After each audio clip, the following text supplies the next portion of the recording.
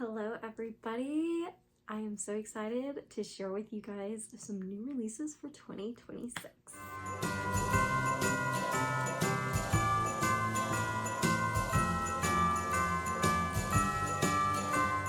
Hi guys, welcome in or welcome back. If you're new here, then welcome. This is a fun little corner for Christian women to join in and talk about books. Today I am going to be sharing some 2026 new releases that I'm excited about. Some of these authors I cannot vouch for. Quite a few of them I have not checked out myself, but I know a lot of people who have talked about or like a lot of these authors, like most of them I've heard of. And these are pretty much all Christian fiction recommendations. There are a few I think that are just like by Christian authors, but their books aren't specifically Christian, if that makes sense. So I'm excited to dive right in, and I hope you guys will enjoy this curated list that I worked on. All right, so first I want to give a shout out to an author that I am really loving. I've only read one of her books, but that was The Secrets of Avendor, which I actually have right up here on my shelf. This is the first in the Redemption Pirates series. And she is currently re-releasing this one and the second one with new covers. And she has graciously told me that she plans to release the third one in 2026. She does not have a release date yet, but the name is The Truths of Nadine, I believe. I might be saying it wrong, but my apologies. I'm super excited for this. I'm so excited. I'm hoping to get my hands on the second book very soon so that I can read it, and it's just very exciting to know that I won't have to wait, hopefully, you know, like too long, because it's going to be within the next year. So I just wanted to put that out there and let you guys know. If you haven't checked out the series yet, please go and grab the first book from her. It is amazing. A Christian fantasy series. Just, I cannot sing its praises enough. And the second one I also want to give a little shout out to is sweet author Ashley Al-Salabi. She has written 2 books so far in a series called Follow in the Dark, and this is a YA series for like teen girls. It is just so good, guys. We follow 4 different perspectives going through life and just different things that they're struggling with, all, you know, biblical worldview and perspective, and it has so much richness. It's one that I'm so excited to share with my girls when they get old enough. And she said that I could share that she has a tentative plan, so no exact dates yet, and we will see. She'll post when she has stuff, but a tentative plan to release the 3rd and final installment in the Follow in the Dark series, and it will be called My Treasure sometime next year in 2026. I'm so excited about that. I was really hoping that one would be coming out soon, and thank you again, Ashley, to allowing me to share that exciting news that hopefully in 2026 we will have the 3rd installment.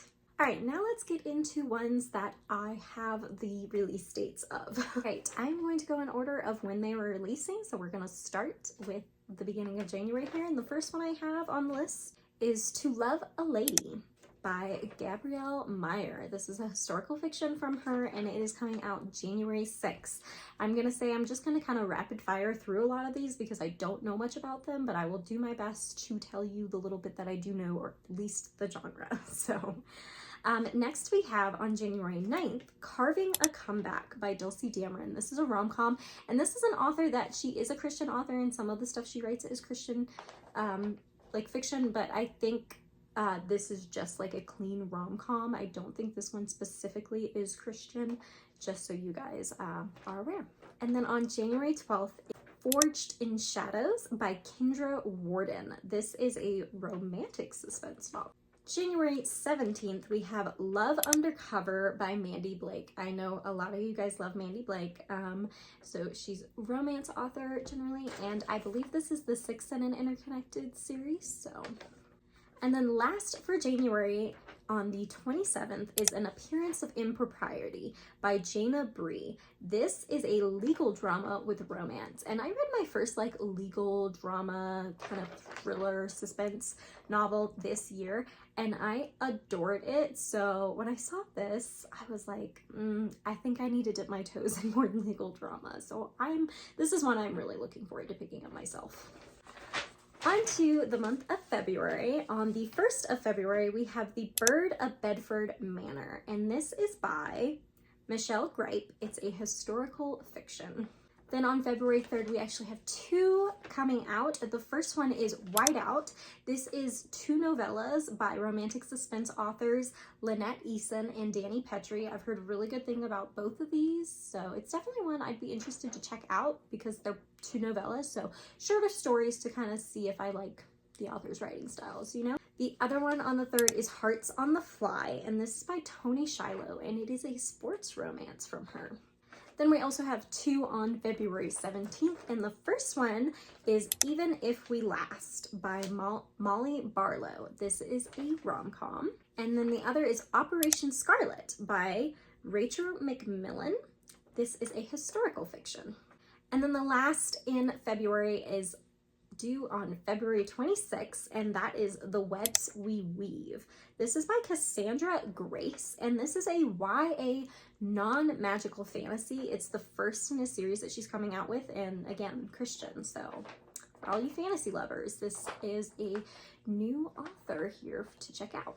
All right, and then in the month of March, on March 10th, we have South of Somewhere by T.I. Lowe, and this is a contemporary romance. March 17th, which are our last 3, there's 3 on the 17th, and that's like all of March, is The Good Fortune of Miss Robbins by Melanie Dickerson. This is a historical fiction.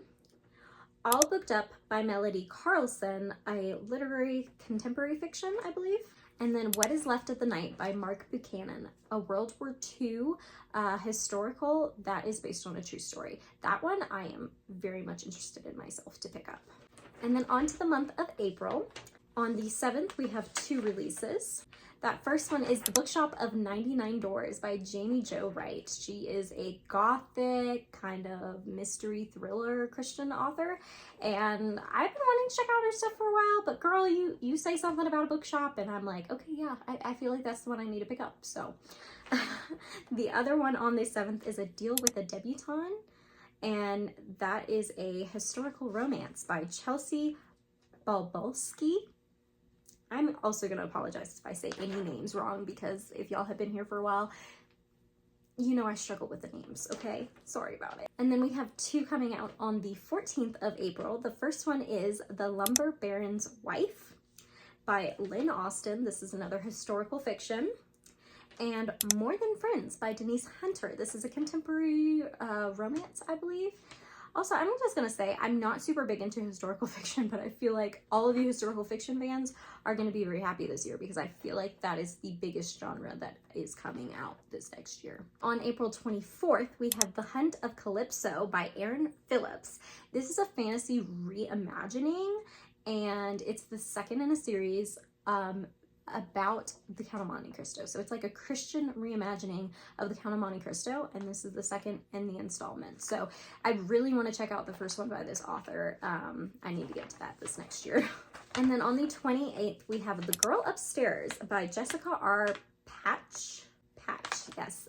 It is a mystery thriller novel. All right, and then coming into May, on the 1st of May, we have Not Precisely Mr. Knightley. This is the second in a romance series by a Miss Carolyn Miller. And then on May 5th, we have 3 titles. The first is A Brood Awakening by Pepper Basham, another rom-com. I just got my first 5-star from Pepper Basham, so I'm like all the more interested to dive more into her works. And this one looks like it'll be really cute. Also on the 5th is Into a Golden Era. This is the 7th in Gabrielle Meyer's The Timeless series, which is a historical fiction time travel. A lot of people love this series, so, you know, if you're one of them, the 7th is coming out, guys. And then also on May 5th, we have The Library After Dark. This is a mystery thriller by Andy Pligo. This is one that she is a Christian, but she does not write Christian fiction, so be wary of that. I personally loved her first debut novel, and I didn't realize when I first read it that she was a Christian, and then when I heard after that she was, I was like, oh, that makes sense, because there was like kind of like a redemption arc within that, and it like ended nicer than most mystery thrillers were with that like redemption arc. So that's just something to keep in mind for those of you who don't mind reading something that is not specifically Christian fiction, but is by a Christian author. And then on May 12th, we have Daughter of the Rebellion by Jamie Ogle. This is an ancient historical fiction set in Rome. And then on May 19th, we have The Brunswick by a Callie Murray. I believe this is a World War II historical fiction. And then going into June, we only have 3 titles in June. I guess it's not as hot of a month, or at least not now, not this far out. But on June 2nd, we have Almost by Design. This is by a Jenny Erlingson or something like that, and it is a contemporary romance. On June 9th, we have Brighter Than Before by Courtney Walsh. Now, there's not much information on this one, so I'm not sure what genre it's going to be. She normally writes in between a literary romance, kind of contemporary, and a rom-com. From the little bit that I saw, I think it's going to be more on the literary side, but I could be wrong. There's not much about it yet, so. And then on the 23rd of June is Shortbread in the Highlands. This is the third in Robin Jones Gunn's literary fiction type of like sisterhood series, and I still haven't picked up the first one. I really want to, but like I want to all the more now, because do you guys have to read these in order? Because I mean, it's Scotland. Come on. My Scottish roots are calling to me. So, and the cover is adorable. A lot of these covers are adorable. I just haven't been saying that every time, okay? Just don't come at me. And then in July, we also have 3 titles coming out. We actually have 2 on July 7th. July 7th, we have The Spykeeper of Marcellus by Rosanna M. White. That is a historical fiction. Along with A Lady's Guide to Gadgets and Guile by Angela Bell. And this is a romance set in the Victoria era. And then the last one is July 21st, The Second Chance Trailer Park, and that is by Katie Powner. This is a contemporary fiction. And then last but not least, we have a couple of releases in August. Again, some people, especially within the Christian sect, and since so many are indie authors, don't put out their like titles or when it's going to happen way far ahead. So I'm sure there's probably going to be a lot more coming out throughout these months that I've talked about, and then obviously later into the year that I won't know about until sometime next year. But these are the ones we do know about. So in August, on August 4th, we have 2 new releases. The first is The Roman Holiday Rule by Andrea Lay, and it is a rom-com. And the second is In a Word, Yes. This is by Kit Tosello, and it is a literary fiction. I'm also obsessed with this cover. It makes me want to read it just because of the cover. So on the 16th of August, we have Resurrection by T. Bell. This is the 4th in one of her series, and it is a romance. And then on the 18th, we have Things We Cannot Keep by Amanda Cox.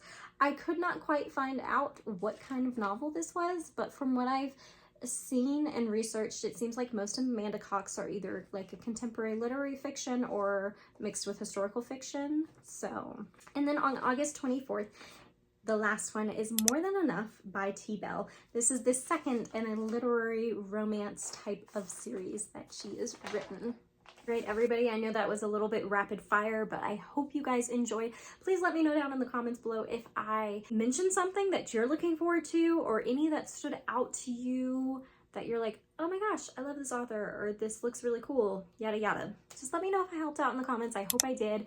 And if there's any new releases that I totally missed on this list from a Christian author for Christian fiction, let me know down in the comments so that we can share, and I'll have new ones to add to our list for next year.